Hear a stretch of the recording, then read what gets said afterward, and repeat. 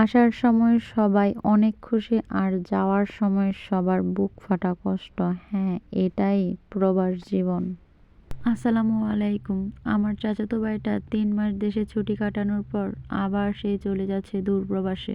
তো সাথে করে নিয়ে যাবে দেশের কিছু খাবার, মা চাচির হাতের গরুর মাংস রান্না, হাঁসের মাংস ভর্তা ভাজি আর দেশের মিষ্টি নিয়ে যাবে সাথে করে। দেখা যায় বিদেশে যতই ভালো মন্দ রান্না করে খাক না কেন, দেশের খাবারের স্বাদ ওইখানে পাওয়া যাবে না। সেই কারণে বাড়ি থেকে রান্না করে দিয়ে দিচ্ছে যে ওইখানে যাওয়ার পর খাবে।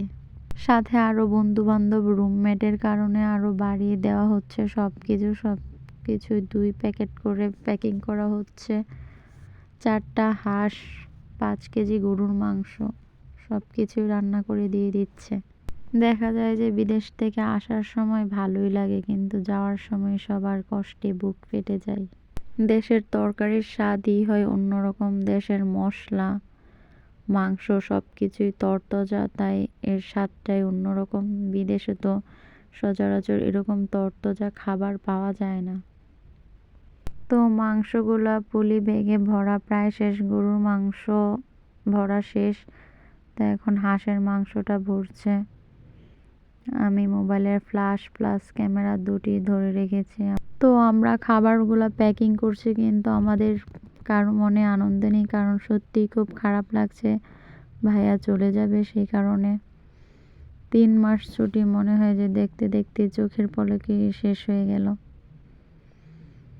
এই তো পলিথিনে ভরা শেষ। এখন আমার আম্মা পলিথিনটা বেঁধে ফ্রিজে এখন রেখে দেবে। তারপর যখন আইস হবে, আইস হওয়ার পর এটা ভালো করে স্টিপ দিয়ে পেঁচিয়ে সুন্দর করে প্যাকিং করে নেবে।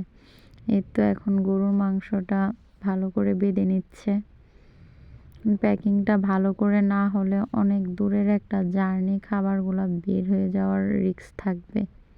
তৈলাক্ত খাবার ফ্রিজের ডিপে রাখার পর আজকে আইস হয়ে গেলে তারপর কালকে ভালো করে প্যাকিংটা করে ফেলতে পারবে। তো তারপরের দিন হলো এদিকে মিষ্টি আনা হয়েছে বাজার থেকে। আমাদের এলাকার মিষ্টি আসলে অনেক বিখ্যাত, এই কারণে ভাইয়া রুমমেটদের জন্য মিষ্টি নিয়ে যাবে। তো মিষ্টিগুলো আমার আম্মা একটা প্লাস্টিকের ডিব্বিতে ভরে নিচ্ছে। তারপর মিষ্টিগুলোও ডিপে ফ্রিজে রেখে বরফ করে প্যাকিং করে দিয়ে দিবে। মিষ্টি ভরা প্রায় শেষ, আরেকটা ডিব্বিতে ভরবে এখন। মিষ্টিগুলোও চলে যাবে বিদেশে। মিষ্টিগুলোও এখন রেখে দিবে ডিপ ফ্রিজে। তো এখন প্যাকিংয়ের একদম ফাইনাল কাজ চলছে। এখন একদম ভালো করে স্টিপ দিয়ে আমার আম্মু ব্যাগগুলো প্যাকিং করে নিচ্ছে, যাতে কোনো অবস্থাতেই ভিতরের কোনো তেল বা তরকারির কোনো ঝোল টোল না বেরিয়ে পড়ে। তো আজ এই পর্যন্তই। সবাই আমার ভাইয়ার জন্য দোয়া করবেন।